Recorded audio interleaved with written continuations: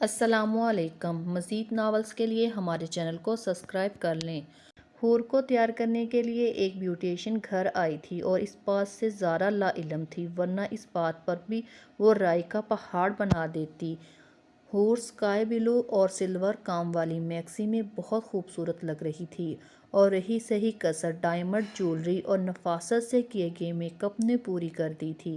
Beautician اس کا دوپٹہ سر پر set کر رہی تھی جب بلاج اندر آیا اور حور کو دیکھتا رہ گیا۔ وہ واقعی میں حور تھی، اپنے نام کی طرح خوبصورت اور نازک۔ بیوٹیشین بلاج کی محبت دیکھ چکی تھی اور تبھی وہ بولی، sir your wife is so beautiful and your couple ماشاء اللہ۔ بلاج کی محبت ٹوٹی اور وہ بیوٹیشین کو دیکھتا ہوا کمپوز ہوا اور حور کی طرف آیا جو اپنی ہیل کا سٹیپ بند کر رہی تھی۔ بلاج گھٹنوں کے بل بیٹھا اور اس کا سٹیپ بند کیا، اور حور حیرانگی سے بلاج کو دیکھتے ہوئے سوچ رہی تھی کہ یہ بلاج اتنا اچھا ایک دم سے کیسے ہو گیا، لیکن وہ اس بات سے انجان تھی بلاج اچھا ہی تھا، حور نے خود سے اسے برا بننے پر مجبور کیا تھا۔ بلاج ایک جھٹکے سے اٹھا اور حور کا ہاتھ بے دردی سے تھامتا ہوا اسے ساتھ لیے نیچے گارڈن میں آ گیا تھا اور وہاں حور کے ہاتھ کو نرمی سے پکڑ لیا تھا۔ اور نوری نے جو لیمن اور پنک کلر کی میکسی پہنی ہوئی تھی، لائٹ میک اپ کے ساتھ پنک لپسٹک لگائے، اپنے لمبے بالوں کو رول کر کے آدھے آگے ڈالے ہوئے تھی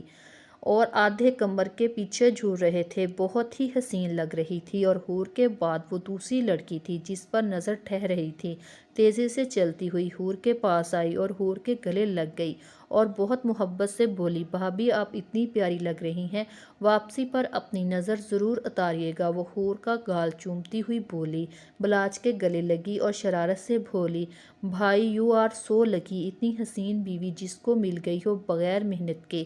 نوری کہتے ہوئے اس سے الگ ہوئی اور بلاج اس کی ایک لٹ کھینچتے ہوئے بولا، مجھ سے زیادہ لکی تمہاری بھابھی ہے جس کو میں مل گیا۔ وہ نارمل لہجے میں طنز کر رہا تھا جسے حور نے بآسانی محسوس کیا تھا۔ وہ اپنی آنکھیں زور سے میچی تھیں، اس کی ایک غلطی اسے کہاں سے کہاں لے آئی تھی۔ انم اور اذلان کے نکاح کو 1 مہینہ ہو چکا تھا۔ اس 1 مہینے میں اذلان نے انم سے کوئی کانٹیکٹ نہیں کیا تھا اور آج اچانک انم کی طبیعت خراب ہو گئی تھی، جس کی وجہ سے انم کی ماں شاہدہ اسے ہاسپٹل لے آئی تھی اور یہیں سے انہیں پتہ چلا انم پریگننٹ ہے۔ ڈاکٹر نے انم کو خون کی کمی بتائی تھی جس کے باعث وہ بہت کمزور تھی۔ انم کی ماں اس کو ہاسپٹل سے گھر لے آئی تھی۔ سارا راستہ وہ خاموش ہی رہی لیکن گھر آ کر پھٹ پڑی، ارے منوز کس کے ساتھ منہ کالا کروا کر آئی ہے، ہائے کیا جواب دوں گی میں تیرے باپ کو، پتہ نہیں کون بغیرت تھا وہ، ارے کل موہی کچھ پھوٹ بھی، بلکہ ایک کام کر، کل میرے ساتھ چل اور اس بچے کو ضائع کروا کر آ، میں یہ کالک اپنے منہ پر نہیں مل سکتی۔ کرم جلی ایسی بھی کیا آگ لگی تھی جو ذرا صبر نہیں ہوا اور یہ بچہ لے کر آ گئی، پتہ نہیں کس کا گندا خون اپنی کوکھ میں لیے گھوم رہی ہے۔ وہ انم کو برا بھلا کہتی ہے، جب تھک گئی تو چپ ہو گئی۔ اماں کوئی منہ کالا نہیں کروا کر آئی، نکاح کر کر آئی ہوں سمجھی آپ، اور ابا سے میں نہیں ڈرتی، ساری زندگی مجھے اس جھونپڑی جتنے گھر میں رکھا، ابھی بھی تم لوگ چاہتے ہو میں ادھر ہی سڑ مر جاؤں، لیکن ایسا نہیں ہوگا، میں ایسا کچھ نہیں ہونے دوں گی اور نہ ہی اپنے بچے کو ماروں گی۔ یہ وہ زنجیر ہے جو مجھے اذلان کے پاؤں میں ڈالنی ہے، اگر اسے مار دیا تو وہ مجھے چھوڑ دے گا اور میں ایسا ہونے نہیں دوں گی، تو ابا سے بات کر، میں اذلان سے بات کرتی ہوں۔ وہ کہتے ساتھ اٹھ گئی اور ایک بوسیدہ سے کمرے میں آ گئی جس کی چھت سے جا بجا پینٹ اکھڑا ہوا تھا، لکڑی کا دروازہ اور کھڑکی ڈھیلے تھے اور کنڈی ٹوٹی ہوئی تھی۔ کمرے میں ایک چارپائی تھی اور سائڈ پر ایک ترپائی، ایک چھوٹا سا بکسا تھا جس میں انم کے کپڑے تھے اور زیادہ تر کپڑے وہ تھے جو حور نے اسے دیے تھے۔ اس نے اذلان کو فون ملایا جو کہ اذلان نے کافی دیر بعد اٹھائی اور انم نے بولنا شروع ہو گئی، ہیلو اذلان، اذلان کہاں ہو تم، مجھے تم سے بہت امپورٹنٹ بات کرنی ہے، کیا تم مجھ سے مل سکتے ہو پلیز؟ اذلان بیزار لہجے میں بول رہا تھا، ٹھیک ہے، آج شام 7 بجے پک کر لوں گا تمہیں، اور پلیز تھوڑا ڈھنگ کے کپڑے پہن لینا، مجھے ذلیل کروانا بند کر دو دنیا کے سامنے کیونکہ تم میری عزت ہو، میرے گھر کے نوکر بھی تم سے بہتر کپڑے پہنتے ہیں۔ اذلان نے فون کاٹ دیا اور انم اپنی ہتک پر کڑک کر رہ گئی۔ زارا گھر لیٹ پہنچی تھی کیونکہ راستے میں ٹریفک تھا اور اسے گھر پہنچ کر ہی پتہ چلا۔ بلاش نے حور کو ریڈی کروانے کے لیے بیوٹیشین بلائی تھی اور یہ بات سنتے ہی اس کو آگ لگ گئی۔ وہ برے موڈ میں ہی گارڈن تک آئی۔ بلاج اور حور کا اسٹیج سیدھی سائڈ پر تھا، میکال اور زارا کا الٹی سائڈ پر۔ بلاج نے اسپیشلی لال گلاب کی ڈیکوریشن کروائی کیونکہ لال گلاب حور کو پسند تھے اور میکال کی سائڈ پر وائٹ لیلیز تھے۔ زارا کی حسرت میں اضافہ ہوتا جا رہا تھا۔ جب اس کی نظریں حور پر پڑی تو وہ دم خود سی اس کو دیکھنے لگی اور لائبہ جو زارا کے پیچھے کھڑی اسٹیج کو دیکھ رہی تھی، زارا کی سمت دیکھنے لگی۔ حور کو دیکھتے ساتھ ہی نخوت سے منہ پھیر گئی اور زارا کے کان کے قریب جا کر بولی، ہائے باجی، یہ بلاج کی بیوی تو بہت خوبصورت ہے، اب میرا کیا ہوگا؟ کچھ کرو نا باجی پلیز۔ زارا چونکی اور لائبہ کو دیکھتے ہوئے بولی، لائبہ کچھ نہ کچھ تو میں کروں گی ہی، لیکن ابھی کوئی تماشا نہیں کر سکتے، بہت لوگ ہیں یہاں۔ لائبہ اس بات میں سر ہلاتی بلاج کی طرف جانے لگی، لیکن راستے میں ہی اسے نوری مل گئی۔ ہیلو نورالعین، لائبہ نے اپنے لہجے میں مٹھاس سموتے ہوئے بولی۔ ہائے لائبہ، تم اس سائڈ پر کیسے آ گئی؟ زارا بھابھی کو چھوڑ کر بلاج بھائی کے پاس جا رہی ہوں، لیکن اب کیا فائدہ لائبہ، وہ تو شادی شدہ ہو چکے ہیں، اب میرے بھائی کو اپنی سوچوں سے نکال دو لائبہ اور انہیں بھابھی کے ساتھ خوش رہنے دو۔ نوری جانے لگی تو لائبہ نے اپنا پاؤں آگے کر دیا، جس سے وہ گرتے گرتے بچی کیونکہ اس کو خوبرو نوجوان نے پکڑ لیا تھا، ورنہ نوری کو بہت بری لگ سکتی تھی۔ کلثوم بیگم اور باقی سب بھی یہ منظر دیکھ چکے تھے اور یہ بھی کہ لائبہ نے نوری کو گرا دیا۔ نوری جیسے ہی سنبھلی، میر ارحم سکندر نے فوراً نوری سے پوچھا، آپ ٹھیک ہیں؟ میر ارحم سکندر نے پریشانی سے پوچھا، جی میں ٹھیک ہوں، آپ کا بہت شکریہ مجھے سہارا دینے کے لیے، نوری مسکراتے ہوئے بولی اور لائبہ جو ان دونوں کو دیکھ رہی تھی ایک دم سے کلثوم بیگم کو دیکھتے ہوئے بولی، آنٹی یہ نورالعین، اس نے مجھ سے کہا میں بلاج سے دور رہوں اور اس گھر کی مالکن بننے کے خواب نہ دیکھوں۔ آنٹی میں کیا بلاج بھائی کے بارے میں ایسا سوچوں گی؟ کلثوم بیگم جو نوری کے لیے آئی تھی یکدم سے اشتعال میں آ گئی اور ہر لحاظ بلا طاقت رکھتے ہوئے پہلے ارم کو وہاں سے بھیجا اور پھر بولی، نوری تم کون ہوتی ہو یہ سب لائبہ سے کہنے والی؟ بار بار اپنی اوقات مت بھولا کرو، جاؤ یہاں سے، کیا کر رہی ہو ارحم کے ساتھ؟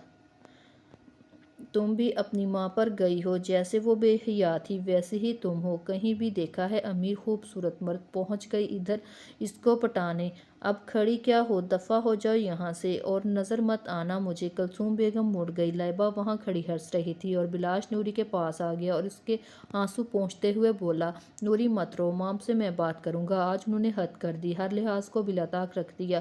بلاج نوری کا ہاتھ پکڑتا اسے اسٹیج پر حور کے پاس بٹھا گیا اور خود اسٹیج سے اتر گیا۔ حور نوری کو دیکھتے ہوئے بولی، آپ ٹھیک ہیں، لگی تو نہیں آپ کو؟ حور کی فکرمندی پر نوری کی آنکھوں میں دوبارہ آنسو آ گئے۔ حور اس کے آنسو صاف کرتی ہوئے بولی، پلیز روئیں مت، سب آپ کو دیکھ رہے ہیں اور آپ پریشان مت ہوں، جب تک بلاج آپ کے ساتھ ہیں آپ کو کوئی کچھ نہیں کہہ سکتا۔ نوری اس بات میں سر ہلاتی ہوئی ٹیشو سے اپنا چہرہ صاف کرتی ہوئی بھیگی ہوئی آواز میں لیکن چہرے پر مسکراہٹ لا کر بولی، جی بھابھی آپ ٹھیک کہہ رہی ہیں، بھیا کے ہوتے ہوئے مجھے کچھ نہیں کہہ سکتے۔ نوری کا یہ دھوپ چھاؤں جیسا روپ کسی کے دل میں اتر رہا تھا، نوری کے آنسو دیکھ کر کسی کے دل میں درد ہو رہا تھا اور اب اس کی مسکراہٹ دیکھ کر اس کے دل پر کسی نے مرہم رکھ دیا تھا۔ وہ پرسکون سا بلاج کی طرف گیا جو لائبہ کو ذلیل کرنے میں مصروف تھا اور لائبہ رو رہی تھی۔ وہ بلاج کے قریب آیا اور بلاج نے لائبہ کو جانے کا اشارہ کیا اور ارحم کی طرف متوجہ ہوا۔ کیا ہو گیا ملک صاحب، اتنے غصے میں کیوں ہیں؟ بلاج اس کو دیکھتے ہوئے مسکرایا اور بولا، ہاں یار، کیونکہ یہ اسی قابل ہے، فساد کی جڑ کوئی موقع نہیں چھوڑتی نوری کو پریشان کرنے کا۔ ارحم کو نوری کے نام پر اپنے دل کی ایک بیٹ مس ہوتی ہوئی محسوس ہوئی۔ میر ارحم سکندر کراچی کی ایک مشہور سیاسی فیملی سے تعلق رکھتا ہے۔ میر ارحم کے والد بلاج کے والد کے بچپن کے دوست تھے۔ ارحم کا ایک بھائی بھی ہے جو اسلام آباد میں رہتا ہے اور وہ ارحم سے بالکل مختلف۔ ارحم کے سدھرے ہونے سے اس کی ماں کی تربیت کا بہت بڑا ہاتھ ہے، انہوں نے اس کی تربیت ہی ایسے کی تھی۔ وہ بہت سلجھا ہوا تھا اور ارحم اور بلاج کی دوستی بھی ارحم کے نیچر کی وجہ سے ہی قائم تھی۔ بلاج جلدی غصے میں آ جاتا تھا اور ارحم غصہ پی جاتا تھا۔ ہاں میں نے بھی دیکھا، لائبہ نے پاؤں آگے کیا تھا جس کی وجہ سے نورالعین گرنے لگی تھی۔ بلاج نوری کے نام پر آنے والی چمک ارحم کی آنکھوں میں دیکھ چکا تھا۔ وہ اپنی مسکراہٹ دباتا ہوا ارحم کے ساتھ لیے اپنے باقی دوستوں کے پاس چلا گیا۔ زارا سارے فنکشن میں کڑکتی رہ گئی اور لائبہ، حور اور نوری سے جلتی رہی اور ایسے ہی سارا فنکشن ختم ہو گیا۔ اذلان انم کو پک کر جب آیا تو رضا صاحب انم کو اس کی گاڑی میں بیٹھتے ہوئے دیکھ چکے تھے۔ وہ غصے میں گھر آئے اور بولے، ارے او شاہدہ، کہاں مر گئی ہو؟ اب آ بھی جا منوس ماری۔ شاہدہ بیگم بھاگتی ہوئی آئی اور رضا ان کے قریب جاتے ہوئے انہیں ایک تھپڑ مارتے ہوئے بولے، تیری وہ بے حیا بیٹی کسی گاڑی والے کے ساتھ بیٹھ کر چلی گئی، میری عزت خراب کر دی۔ منحوس نے کسی کو منہ دکھانے کے قابل نہیں چھوڑا، پیدا ہوتے کیوں نہیں مر گئی وہ؟ رضا صاحب لگاتار شاہدہ بیگم کو مار رہے تھے اور وہ جب مار کر تھک گئے تو صحن میں پڑے تختے پر بیٹھ گئے، اپنا سانس بحال کرنے لگے جو مارنے کی وجہ سے پھول گیا تھا۔ شاہدہ بیگم زمین پر بیٹھی ہوئی تھی، ان کا ہونٹ پھٹ چکا تھا اور خون رس رہا تھا۔ شاہدہ بیگم روتے ہوئے بولی، اپنے شوہر کے ساتھ گئی ہے، کسی اور کے ساتھ نہیں، اور تجھے تو خوش ہونا چاہیے، تیری بیٹی کی قسمت کھل گئی ہے اور تو یہاں بیٹھا اپنی عزت کو رو رہا ہے۔ اپنا منہ صاف کرتے ہوئے بولی، اوئے کرم جلی، شوہر کو چونا لگا کر گئی ہے، تجھے اپنے کسی یار کے ساتھ آنے دے اسے تو جان نکال دوں گا اس کی۔ وہ ابھی بھی غصے میں بول رہے تھے جب انم کافی سارے شاپنگ بیگ لیے گھر میں داخل ہوئی۔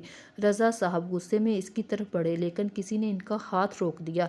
اذلان انم کو لیے 7 اسٹار ہوٹل میں آیا۔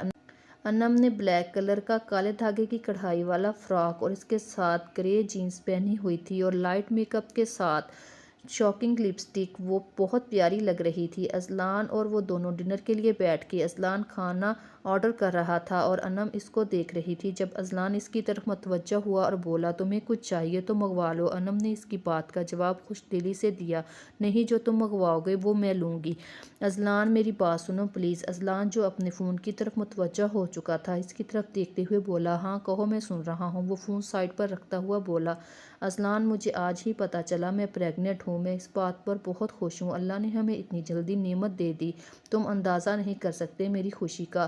انم اپنے ہی رو میں بول رہی تھی جب اذلان نے اس کو سخت آواز میں ٹوکا، انم تو کل ہی کے کل اس بچے کو ابارٹ کروا دو سمجھی، ورنہ میں تمہیں طلاق دے دوں۔ انم کے تاثرات دیکھ کر وہ لہجہ نرم کرتے ہوئے بولا، چلو ڈنر کرو پھر شاپنگ کریں گے۔ وہ انم کا چہرہ تھپتھپاتا ہوا بولا، انم کے لیے تو اب ایک نوالنا لینا بھی مشکل ہو گیا تھا کیونکہ اذلان نے اپنے پاؤں میں سے بیڑی ڈالنے سے پہلے ہی نکال دی تھی۔ انم نے برے موڈ کے ساتھ کھانا کھایا، شاپنگ کی، اذلان کے ساتھ واپس گھر آ گئی اور جیسے ہی اس نے گھر کے اندر پاؤں رکھا رضا صاحب اس کی طرف دوڑے اور ہاتھ اٹھانا چاہا لیکن کسی نے اس کا ہاتھ پکڑ لیا۔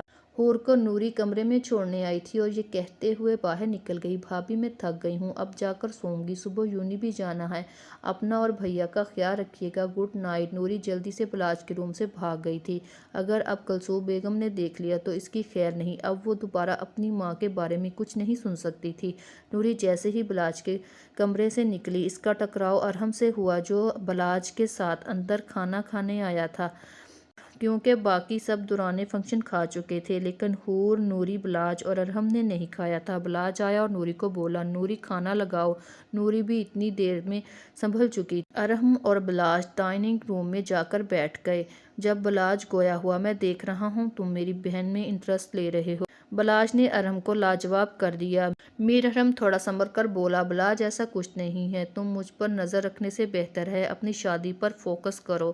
ارحم بھی بگڑ کر بولا۔ جب بلاج دوبارہ گویا ہوا، چلو اچھی بات ہے، میں ویسے بھی نوری کا رشتہ کرنا چاہ رہا تھا اور میرے خیال میں یوسف اچھا لڑکا ہے، نوری کے لیے پرفیکٹ ہے، کیا کہتے ہو؟ بلاج نے جان کر ارحم سے کہا۔ بلاج تم ایسا سوچ بھی کیسے سکتے ہو؟ میں نور العین سے۔ ارحم چپ ہوا۔ جب بلاج گویا ہوا، تم نوری سے کیا بولو ارحم، تم نوری سے کیا؟ بلاج ارحم کو اکسا رہا تھا۔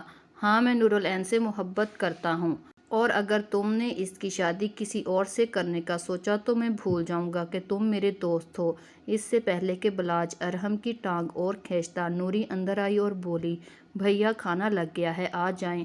بلاج سر ہلاتا ارحم کو اشارہ کرتا ہوا اٹھا اور ارحم کو ڈائننگ روم میں بٹھاتا ہوا اپنے کمرے کی طرف چل گیا اور کمرے میں پہنچ کر دروازہ لاک کیا اور حور کے پاس آیا جو بیڈ پر بیٹھی اپنی جویلری اتار رہی تھی۔ بلاج نے اس کے ہاتھ سے جویلری لے کر بیڈ پر رکھی اور اس کا بازو دبوچتا ہوا اپنے سامنے کھڑا کیا اور اس کی کمر کے گرد بازو سے گھیرا تنگ کرتے ہوئے حور کو اپنے قریب کیا اور حور کے کان میں زہر خندہ لہجے میں بولا، میرے دوست کے سامنے اپنی اداؤں پر کنٹرول رکھو ورنہ میں تمہارا وہ حشر کروں گا کہ تم یاد رکھو گی۔ ویسے بھی تم جیسی عورتیں کسی ایک مرد پر نہیں ٹک سکتی، ایک کے ہوتے ہوئے بھی دوسرے کی تلاش میں رہتی ہو، اور میں بالکل بھی برداشت نہیں کروں گا کہ تم نوری کی خوشی میں اپنی آوارہ فطرت کا زہر شامل کرو۔ امید کرتا ہوں سمجھ گئی ہوگی، ورنہ اپنے طریقے سے سمجھاؤں۔ بلاج نے اسے ایک جھٹکے سے چھوڑا اور حور منہ کے بل بیڈ پر گری۔ حور روتے ہوئے بولی، جب سے میں آپ کے نکاح میں آئی ہوں آپ کی یہی باتیں سن رہی ہوں، لیکن اب بس بہت ہو چکا۔ نہ میں آوارہ ہوں اور نہ ہی میں دوسروں مردوں کی تلاش میں رہتی ہوں۔ میرا خدا گواہ ہے کہ صرف ایک چھوٹی سی بھول تھی میری، لیکن وہ بھی ادھورا سچ ہے۔ آپ کو پورا سچ نہیں پتا اور نہ ہی آپ نے جاننے کی کوشش کی۔ مجھے نہیں پتا آپ یقین کریں گے کہ نہیں کریں گے، لیکن میں آوارہ نہیں ہوں اور نہ ہی میں بد کردار ہوں، اور آپ نے میرے کردار کے بارے میں کچھ بھی کہا تو میں برداشت نہیں کروں گی، سمجھے آپ؟ حور آنسو صاف کرتے ہوئے اٹھی۔ جب بلاج نے اس کے منہ پر ایک تھپڑ مارا اور دھاڑا، بکواس بند کرو اپنی، اور آئندہ میرے سامنے زبان مت چلانا، ورنہ بولنے کے قابل نہیں رہو گی۔ کبھی پاگل نے بھی کہا ہے کہ وہ پاگل نہیں ہے، اور اسی طرح کبھی بد کردار بھی نہیں کہتا کہ وہ بد کردار ہے۔ اب اپنا رونا دھونا بند کرو، حلیہ درست کر کے 10 منٹ تک ڈائننگ ہال میں پہنچو، ورنہ مجھ سے برا کوئی نہیں ہوگا۔ بلاج کا پورشن پورا ہی ساؤنڈ پروف تھا، اس لیے ان دونوں کی آوازیں باہر نہیں نکلتی تھیں۔ بلاج کمرے سے باہر نکل گیا اور حور اپنا زیور اٹھاتی ہوئی سست قدموں سے ڈریسنگ روم کی طرف چلی گئی اور اپنا چہرہ شیشے میں دیکھ کر دوبارہ رونے لگی، لیکن جیسے ہی بلاج کی بات یاد آئی وہ کپڑے چینج کرنے لگی اور اس کے بعد منہ دھو کر سادہ چہرے کے ساتھ ڈائننگ روم میں آئی۔ اب کی بار حور کے سر پر دوپٹہ تھا۔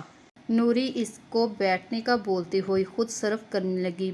بلاج حور کے چہرے پر اپنی انگلیوں کے نشان دیکھ چکا تھا۔ ایک سیکنڈ کے لیے اس کو برا بھی لگا اور دل میں ندامت بھی ہوئی، لیکن اگلے ہی سیکنڈ اس کے کانوں میں حور کے اذلان کے لیے کہی ہوئی بات گونج رہی تھی۔ وہ دوبارہ سے بے حس ہو گیا۔ ارحم کی نظریں نوری پر تھیں جو بلاج نوٹ کر رہا تھا، اور نوری بھی۔ حور اپنے کھانے میں مگن تھی کیونکہ وہ کوئی بھی تماشا نہیں چاہتی تھی۔ کھانا اچھے ماحول میں کھایا گیا، لیکن حور نے صرف گلے سے اتارا تھا کیونکہ اس کا کھانا بلاج کی باتوں نے حرام کر دیا تھا۔ بلاج ارحم کو رخصت کر کے کلثوم بیگم سے بات کرنے گیا تھا، اور یہی چند لمحے حور نے سکون سے گزارے تھے کیونکہ ایک اور اذیت ناک رات تیار تھی۔ حور کو اس کی چھوٹی سی بھول کی سزا دینے کے لیے۔ بلاج جب کلثوم بیگم سے بات کرنے ان کے کمرے میں آیا تو حاتم صاحب بھی موجود تھے۔ وہ اندر آتے ہی شروع ہو چکا تھا، موم آپ ایسا کیسے کر سکتی ہیں نوری کے ساتھ؟ آپ نے اس لیبا کی وجہ سے نوری کو سب کے سامنے ذلیل کیا، لیکن آپ کو نوری نہیں مجھے ذلیل کیا، اور میں کبھی بھی نہیں بھولوں گا اور نہ ہی میں آپ کو اس بات کے لیے معاف کروں گا۔ آپ کو کبھی بھی اندازہ نہیں ہوتا آپ کے الفاظ کیسے نوری کا دل توڑ دیتے ہیں۔ کاش موم اللہ نے آپ کو بھی کوئی بیٹی دی ہوتی تو آپ کو اندازہ ہوتا بیٹیوں کے دل کتنے نازک ہوتے ہیں، اور تب آپ ان سب الفاظوں کو بولنے سے گریز کرتی جو آپ نوری کو بغیر سوچے سمجھے کہہ جاتی ہیں۔ بلاج غصے میں بول کر مڑنے لگا تھا جب کلثوم بیگم روتی ہوئی بولی، ہمیشہ تم اس کی وجہ سے میرے ساتھ زیادتی کرتے ہو بلاج، تمہیں کبھی بھی اپنی ماں نظر نہیں آتی اس کے سامنے، تم کبھی بھی نہیں سمجھ سکو گے میری تکلیف کو، میرے درد کو۔ وہ شکوہ کناں نظروں سے دیکھ رہی تھی، اور آپ موم کبھی بھی میری تکلیف نہیں سمجھ سکتی جو آپ کے رویے سے مجھے ہوتی ہے۔ بابا سائیں مجھے آپ سے کچھ ضروری بات کرنی ہے نوری کے متعلق، اگر آپ کے پاس ٹائم ہو تو سن لیں۔ ملک حاتم خان جو کب سے خاموش تھے اس بات میں سر ہلاتے ہوئے اپنے پوشن کی اسٹڈی میں چلے گئے، اور بلاج بھی ان کے پیچھے چل دیا، اور کلثوم بیگم منہ بسورتی رہ گئیں۔ اذلان انم کو اس کے گھر چھوڑنے جب آیا تو رات کے 12 بج رہے تھے۔ شاپنگ کے بعد اذلان انم کو اپنے ڈپارٹمنٹ لے گیا تھا، اور وہاں پہنچ کر اس نے اپنا حق وصول کرنے کے بعد اسے گھر چھوڑنے آ گیا تھا۔ انم گاڑی سے اتر کر اپنے گھر کی طرف چلی گئی۔ جب اذلان کی نظر ڈیشنگ بورڈ پر پڑے جیولری کے بیگ پر پڑی، اذلان وہ بیگ لیتا انم کے گھر کی طرف بڑھا، اور جیسے ہی اس نے اندر پاؤں رکھا اس کی نظر رضا صاحب پر پڑی جو کہ انم کی طرف بڑھ رہے تھے۔ اذلان نے آگے بڑھ کر ان کا ہاتھ پکڑا اور گویا ہوا، اپنے ہاتھ کو قابو میں رکھیے رضا صاحب، آپ جس پر ہاتھ اٹھانے لگی ہیں بیوی ہے وہ میری۔ اذلان کے لہجہ سخت تھا، اس لیے نہیں تھا کہ وہ انم پر ہاتھ اٹھا رہے تھے بلکہ اس لیے تھا کہ وہ اس کی بیوی پر ہاتھ اٹھا رہے تھے۔ رضا صاحب بھی غصے سے بولے، ہاں تو لے جاؤ اپنی بیوی کو، یہاں میرے گھر میں کیا کر رہی ہے تمہاری بیوی؟ نکلو دونوں یہاں سے۔ انم کو جیسے ہی موقع ملا تھا وہ اپنی ماں کی طرف بھاگ گئی اور شاہدہ کے زخم دیکھتے ہی سرگوشی میں مولی، اماں آپ ٹھیک ہیں نا؟ وہ اپنی ماں کے زخموں پر ہاتھ پھیرتی ہوئی بولی اور پھر اپنے باپ کے سامنے جا کر دھاڑی۔ یہ سب کیوں کیا میری ماں کے ساتھ؟ بتائیں آپ کی ہمت کیسی ہوئی میری ماں پر ہاتھ اٹھانے کی؟ رضا صاحب بھی اب کی بار دھاڑے تھے۔ بکواس بند کرو اپنی اور نکلو میرے گھر سے اپنے اس نام کے شوہر کے ساتھ۔ تجھ جیسی لڑکی میرے گھر میں کوئی جگہ نہیں سمجھی۔ اور انہوں نے انم کو دھکا دے دیا۔ اذلان نے اسے پکڑ لیا تھا اور اس کا ہاتھ تھام کر اسے لے کر نکل آیا اور دونوں کے جانے کے بعد رضا صاحب نے دوبارہ شاہدہ بیگم کو بہت بے دردی سے مارا تھا اور خود گھر سے باہر نکل گئے تھے، اس بات سے بے خبر جس وجود کو وہ تشدد کا نشانہ بنا کر آئے ہیں وہ بے جان ہو چکا ہے۔ بلاج جب اپنے کمرے میں پہنچا تو حور عشاء کی نماز پڑھ کر فارغ ہوئی تھی۔ اب وہ اپنی چادر اتار کر الماری میں رکھ رہی تھی جب بلاج اس کے پیچھے آ کر کھڑا ہوا اور اس کے لمبے بالوں سے اٹھنے والی خوشبو اپنے اندر اتارنے لگا۔ حور کافی دیر تک اس کے ہٹنے کا انتظار کرتی رہی، لیکن وہ جب نہ ہٹا تو حور اپنی تمام تر ہمت جمع کرتی ہوئی اس سے دور ہوئی اور ڈریسنگ روم سے نکلنے ہی لگی تھی۔ بلاج نے اس کی کلائی تھام کر اسے دیوار سے لگایا اور بولا، کہاں بھاگ رہی ہو؟ آج کی سزا تو رہتی ہے ابھی، اور بغیر سزا کے تو تم اس کمرے سے نہیں جا سکتی۔ بلاج اس کی کلائی مروڑتا ہوا بولا، جس سے حور کی آنکھوں سے آنسو گرنے لگے جنہیں بلاج نے بے دردی سے صاف کیا اور دوبارہ بولا، میرے سامنے آنسو بہانے کا ڈرامہ نہ کیا کرو، تم بہت معصوم ہو، تم پر بہت ظلم کرتا ہوں جبکہ اس بات سے تم اچھی طرح واقف ہو کہ ظلم کس نے کیا ہے۔ بلاج حور کو گھسیٹتا ہوا بیڈ پر لایا اور دھکا دیا جب حور روتے ہوئے بولی، آپ مجھ سے دور رہیں، جب آپ کو میرے آنسو اور میری ساتھ ڈرامہ لگتا ہے تو کیا لینے آتے ہیں میرے پاس؟ حور چیخ رہی تھی اس سے پہلے کہ وہ کچھ اور بولتی۔ بلاج کے تھپڑ نے ہمیشہ کی طرح حور کا منہ بند کروا دیا اور حور کے سنبھلنے سے پہلے ہی حور بلاج کی مضبوط گرفت میں آ چکی تھی اور بلاج اس پر اپنی نفرتیں لٹاتا ہوا بولا، تمہارے پاس اسی لیے آتا ہوں تاکہ تم کہیں اور جا کر منہ نہ مارو، کیونکہ تم جیسی عورتوں کی فطرت ہوتی ہے، ایک دن کسی مرد کی قربت نہ ملے تو اگلے دن کسی نئے کی تلاش میں نکل پڑتی ہو، اور میں ہرگز نہیں چاہتا میرے گھر میں رہ کر تم اس گھر کو کوٹھا بناؤ، اور میری نظروں میں تم سے بہتر طوائفیں ہیں جو کم سے کم اپنا جسم پیسے کے لیے بیچتی ہیں، اور تم تو ایسے ہی مردوں کو خوش کر چکی ہو مفت میں۔ حور کو تو اب احساس ہوتا تھا اس نے کتنا غلط کیا تھا، اندھا یقین کر کر بلاج کے لہجے نفرت اس کی روح کو جھلسا دیتے تھے۔ ایک اور اذیتناک رات گزر گئی تھی حور کی روح اور جسم کو تکلیف میں منتقل کر کر۔ اذلان انم کو اپنے اپارٹمنٹ لے کر آیا تھا اور انم کو موقع پا کر اذلان کے قریب آنے کی کوشش کر رہی تھی جب اذلان کا تھپڑ انم کے منہ پر پڑا اور اذلان اس کے منہ کو دبوچتا ہوا سخت لہجے میں گویا ہوا، تمہیں اپنے گھر لے آیا ہوں، اپنے ساتھ رکھ رہا ہوں، تمہیں اچھے سے ٹریٹ کر رہا ہوں، اس کا یہ مطلب نہیں تم میری بیوی بن جاؤ۔ تمہارے باپ کے ساتھ تمہیں ڈیفینڈ کیا اس کے لیے کیونکہ تم میرے نکاح میں ہو، لیکن اگر میری بیوی بن کر مجھ پر حکمرانی کرنے کے خواب دیکھ رہی ہو تو میں تمہیں طلاق بھی دے سکتا ہوں، اور تم سے نکاح کرنے کا مقصد صرف یہ تھا کہ مجھے اپنی ضروریات پوری کرنے کے لیے باہر منہ نہ مارنا پڑے، سمجھی؟ انم اس بات میں سر ہلانے لگی۔ اذلان دوبارہ انم کو گھورتے ہوئے بولا، صبح تیار ہو جانا، تمہیں کالج چھوڑ دوں گا، اب چپ چاپ سو جاؤ اور اپنی اوقات میں رہنا سیکھو، کیونکہ تم صرف نام کی بیوی ہو اور کل کو تم میری حور سے ملاقات کرواؤ گی۔ اذلان اپنی بات مکمل کر کر لیٹ گیا تھا جب انم بولی، وہ اذلان میرا یونیفارم رہ گیا ہے گھر اور بکس بھی، تو میں کیسے جاؤں گی صبح کالج؟ اذلان اس کی طرف کروٹ لیتے ہوئے گویا ہوا، تم کم عقل لڑکی، جب تمہارا باپ گھر سے نکال رہا تھا عقل گھٹنوں میں تھی جو یونیفارم اور بکس نہیں لائی اپنی، اب میں دوبارہ اس گندے علاقے میں جاؤں تمہارے لیے؟ اذلان اونچی آواز میں بول رہا تھا، آئی ایم سوری، میں خود لے آؤں، بس میں آپ سے پرمیشن لے رہی تھی۔ انم نے اس کا غصہ ٹھنڈا کرنا چاہا، ہاں دفع ہو جانا صبح ڈرائیور کے ساتھ، اور پرسوں کے لیے میں کوئی بہانہ نہیں سنوں گا، مجھے حور سے مل کر سب سیٹ کرنا ہے، سمجھی؟ انم مسکرا کر اس بات میں سر ہلانے لگی لیکن دل میں حور کو کوستی ہوئی اذلان کے برابر لیٹ گئی اور کچھ دیر میں سو گئی۔ بلاج ان کے پیچھے اسٹڈی میں آیا۔ ملک حاتم خان نے بیٹھتے ساتھ ہی بلاج کو بیٹھنے کا اشارہ کیا اور وہ ان کے سامنے بیٹھتا ہوا بولا، بابا سائیں کچھ بات کرنا چاہتا ہوں نوری کے متعلق۔ وہ منتظر نظروں سے دیکھتا ہوا گویا ہوا۔ ہاں بولو بلاج، ہم سن رہے ہیں، وہ پرسکون سے گویا ہوئے۔ بابا سائیں، میر ارحم سکندر میرا دوست اور سکندر انڈسٹریز کا مالک، وہ نوری میں انٹرسٹڈ ہے اور نوری سے شادی کرنا چاہتا ہے۔ میں ارحم کو بہت عرصے سے جانتا ہوں، وہ بہت اچھا لڑکا ہے اور اس میں کوئی برائی نہیں، اور میری خواہش بھی یہی ہے۔ اب نوری کی شادی ہو جانی چاہیے۔ موم کا بیہیویئر دن بدن خراب ہوتا جا رہا ہے نوری کے ساتھ۔ بلاج اپنی بات مکمل کر کے ان کے جواب کا انتظار کر رہا تھا۔ تم صحیح کہہ رہے ہو، نوری کی حقیقت ارحم کو بتا دو۔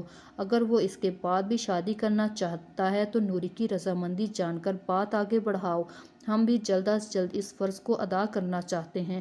ملک خاتم اپنی بات مکمل کر کر اٹھ گئے تھے اور بلاج ان کی بات سمجھتے ہوئے اس بات میں سر ہلاتا ہوا اٹھ کھڑا ہوا۔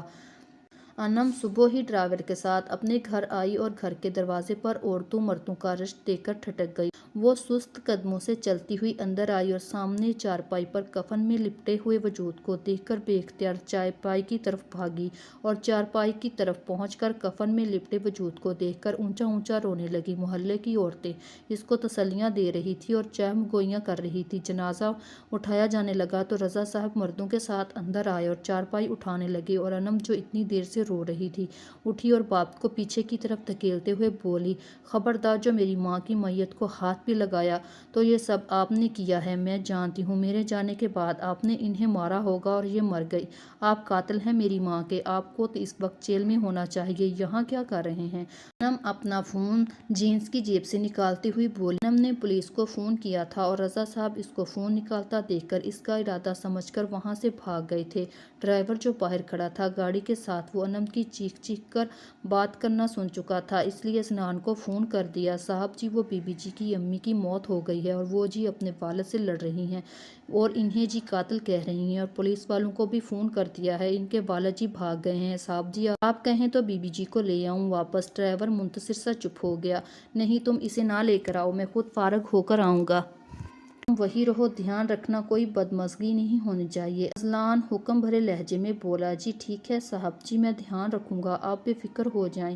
اذلان نے فون کاٹ دیا اور ساتھ ہی اپنے آفس سے نکل گیا، کیونکہ وہ نہیں چاہتا تھا انم خبروں کی زینت بنے، اور ریشنگ ڈرائیونگ کرتا وہاں پہنچا اور انم کے گھر کے اندر داخل ہوا۔ جنازہ اٹھا لیا گیا تھا۔ انم اب ایک عورت کے ساتھ بیٹھی رو رہی تھی اور وہ عورت اس کے بالوں میں ہاتھ پھیرتی اسے تسلیاں دے رہی تھی۔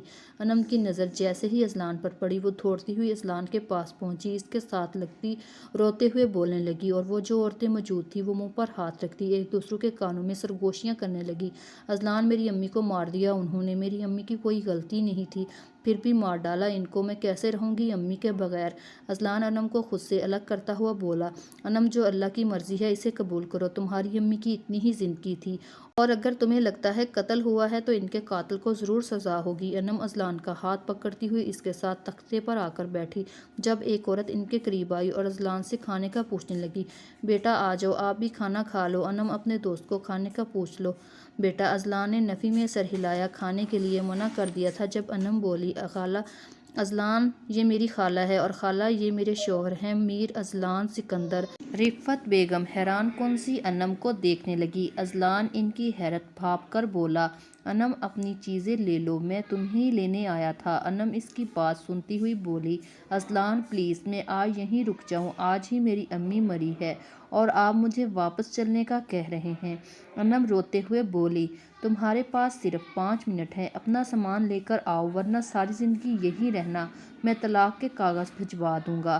اذلان اپنی بات مکمل کر کر ادھر ادھر دیکھنے لگا اور رفعت بیگم نے انم کو آنکھوں سے اپنا سامان پیک کرنے کا اشارہ کیا۔ انم آنسو صاف کرتی منہ بسورتی سامان پیک کرنے لگی۔ جب وہ واپس آئی تو اس کے ہاتھ میں کچھ شاپر تھے۔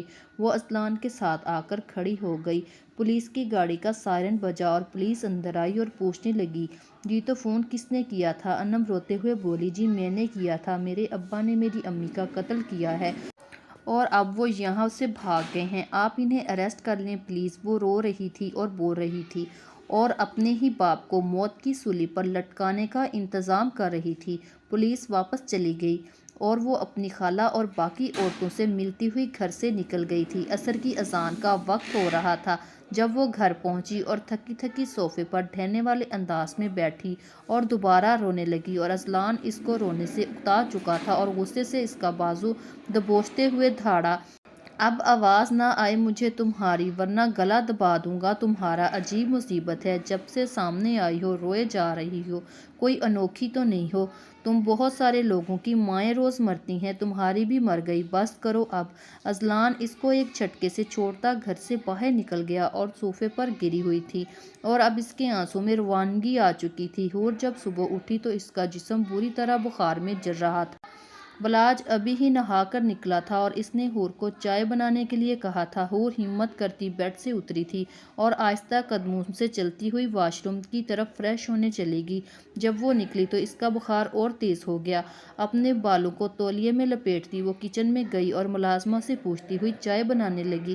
جب وہ چائے بنا کر کمرے میں آئی تو اس نے بلاج کی نظریں اپنے اوپر محسوس کی، وہ غصے میں اسی کو گھور رہا تھا۔ حور قریب آئی اور چائے ٹیبل پر رکھنے لگی اور بلاج اٹھ گیا اور سخت لہجے میں بولا، 1 گھنٹہ تو تم نے چائے بنانے میں لگا دیا، اب میرے پاس ٹائم نہیں ہے کہ میں اسے پیوں۔ وہ ابھی بھی حور کو گھور رہا تھا۔ حور کی آنکھوں سے 2 آنسو گال پر لڑک گئے اور وہ روتے ہوئے بولی، میں نے اتنے بخار میں بھی آپ کے لیے چائے بنائی، آپ مجھے ہی ذلیل کر رہے ہیں، آپ کی نظروں میں کیا ہوں آج تو مجھے بتا ہی دیں، ہر وقت میرے کردار کی دھجیاں اڑاتے رہتے ہیں جبکہ آپ سچائی سے ناواقف ہیں، لیکن میں نے آپ کو کبھی کچھ نہیں کہا اس کے بدلے میں آپ کے کردار کے بلاج اس کو طنزیہ نظروں سے دیکھتا ہوا بولا، ہاں ہاں تم میرے کردار کے بارے میں کچھ کہہ بھی نہیں سکتی کیونکہ میں تمہاری طرح آوارہ نہیں ہوں اور جو سچائی مجھے معلوم ہے میرے لیے وہ کافی۔ تم ایک بد کردار اور آوارہ عورت ہو جس کے کردار کی گواہی اس کا اپنا شوہر بھی نہیں دے سکتا، اور میری نظروں میں ایک طوائفی تم سے بہتر ہے۔ اور رہی بات بخار کی تو میرے لیے صرف چائے ہی بنائی ہے، پتہ نہیں اپنے عاشقوں کے لیے بخار میں کیا کیا کرتی رہی ہو۔ حور اپنے کانوں پہ ہاتھ رکھتی ہوئی بلاج سے صرف اتنا کہہ سکی، آپ کو خدا کا واسطہ چپ ہو جائیں، وہ روتی ہوئی بول رہی تھی اور بلاج اس پر ایک نظر غلط ڈال کر نکل گیا اور حور وہیں زمین پر بیٹھتی رونے لگی اور روتے روتے بے ہوش ہو گئی۔ نوری اتفاق سے اس کے کمرے میں آئی، حور کو دیکھ کر حیران سی رہ گئی، لیکن اس کو ہاتھ لگانے پر نوری کو پتہ چلا حور کو بخار ہے۔ نوری نے ڈاکٹر اور بلاج کو فون کیا۔ بلاج کے فون اٹھاتے ہی نوری بولی، بھیا بھابھی کو بہت تیز بخار ہے، وہ کمرے میں بے ہوش ہو گئی ہیں، آپ پلیز آ جائیں۔ بلاج بہت تحمل سے اس کی بات سن رہا تھا اور وہ بے ہوشی کو حور کا ڈرامہ سمجھ رہا تھا اور اسے نئے سرے سے حور پر غصہ آ رہا تھا۔ وہ بہت ضبط کرتے ہوئے بولا، نوری ڈاکٹر کو بلاؤ اور مجھے بتانا ڈاکٹر نے کیا کہا ہے، ابھی میں آفس سے نہیں نکل سکتا، گڑیا میری بہت امپورٹنٹ میٹنگ ہے، سمجھنے کی کوشش کرو۔ نوری بھی اس کی بات سمجھ آ گئی تھی، وہ جانتی تھی بلاج کے لیے نکلنا مشکل ہے، نہیں تو وہ نوری کو ناراض نہیں کر سکتا، اس لیے اسے گڑیا کہہ رہا ہے۔ بلاج اور میکال دونوں کی عادت تھی جب بھی کچھ نوری سے منوانا ہوتا تو وہ اسے گڑیا ہی کہہ کر بلاتے تھے۔ زارا ابھی اٹھی تھی، وہ اپنے پورشن میں کام والے ملازموں کا انٹرویو لے رہی تھی جب ایک ملازمہ نے اسے حور کی طبیعت خراب ہونے کا بتایا۔ بیگم صاحبہ، وہ جی بیگم صاحبہ کی طبیعت خراب ہے، اماں جی کہہ رہی ہیں ان کے کمرے میں پہنچیں۔ زارا کا تو موڈ ہی خراب ہو گیا، وہ بگڑتے ہوئے موڈ میں بولی، میں نہیں جا رہی کہیں بھی، اور تم میری ملازمہ ہو ان کی نہیں جو ان کے حکم پر بجا لا رہی ہو، آئندہ کے بعد میرے پاس کسی کا حکم مت لانا ورنہ 1 سیکنڈ میں فارغ کر دوں گی، سمجھی۔ وہ ملازمہ سہمی ہوئی اس بات میں سر ہلانے لگی، اب دفع ہو اور میرے لیے ناشتہ بنا کر لاؤ، میکال کب آئیں گے آفس سے؟ زارا اپنے موبائل کی اسکرین پر انگلیاں چلاتے ہوئے بولی۔ ملازمہ اس کی بات کا جواب دیتی ہوئی بولی، جی وہ میکال صاحب تو صبح 8 بجے چلے گئے تھے اور کہہ رہے تھے آپ اپنی پیکنگ کر لیجیے گا، آج رات آپ کی اور ان کی سوئٹزرلینڈ کی فلائٹ ہے۔ زارا اس کی بات سنتی ہوئی ایک دم اچھلی اور بے یقینی سے ملازمہ کو دیکھتے ہوئے بولی، سوئٹزرلینڈ، اور تم مجھے اب بتا رہی ہو، جلدی جاؤ میرا ناشتہ تیار کرو، جاؤ نہ پھر پیکنگ کرنے کے لیے آ جانا۔ زارا اپنی بہن کا نمبر بلاتی ہوئی بولی، لائبہ میں بہت خوش ہوں، میکال مجھے ہنی مون کے لیے سوئٹزرلینڈ لے کر جا رہے ہیں، آج کی رات کی فلائٹ ہے ہماری، ہائے مجھے تو یقین ہی نہیں آ رہا سوئٹزرلینڈ جاؤں گی۔ لائبہ بیزار سی بولی، بس کرو باجی، اب اتنی اوور ایکٹنگ کر رہی ہو تم، اب اگر اب اگر امیر ہو کر بھی نہیں جاؤ گی تو کب جاؤ گی؟ ایک ہماری قسمت ہے، کبھی دوسرے شہر میں بھی جانا نصیب نہیں ہوا۔ زارا اس کی بات سنتے ہوئے بولی، ارے پاگل، فکر کیوں کرتی ہو؟ میں ہوں نا تیری بہن، جب تو بلاج کی بیوی بن جائے گی تو بھی جائے گی ایسے۔ زارا محبت سے چور لہجے میں بولی، ہائے باجی، پتہ نہیں کب بلاج کی دلہن بنوں گی، اس کی بیوی کا کچھ کرے باجی تاکہ بلاج کو چھوڑ دے۔ لائبہ کے لہجے میں اب نفرت تھی۔ کہا، نہ فکر مت کرو، بعد میں بات کروں گی، ابھی پیکنگ کر لوں۔ زارا اب لائبہ کی بات سے بیزار ہو گئی تھی، لیکن اسے ابھی اور برداشت نہیں تھی اور وہ لائبہ کو ہی جیٹھانی بنانا چاہتی تھی، لیکن ابھی وہ اپنا موڈ خراب نہیں کرنا چاہتی تھی، اسی لیے بات ٹالتی ہوئی فون بند کرنے لگی اور لائبہ لجت میں بولی، باجی میں تجھے لسٹ بنا دوں گی، میرے لیے وہ سب چیزیں لانا، اچھا یاد سے، ورنہ مجھ سے بات مت کرنا۔ زائرہ نے بغیر جواب دیے ہی فون بند کر دیا اور لائبہ کڑکتی رہ گئی۔ مزید ناولز کے لیے ہمارے چینل کو سبسکرائب کر لیں۔ اگر ویڈیو پسند آئی ہو تو ویڈیو کو لائک اور شیئر کریں، چینل کو سبسکرائب کریں۔ شکریہ۔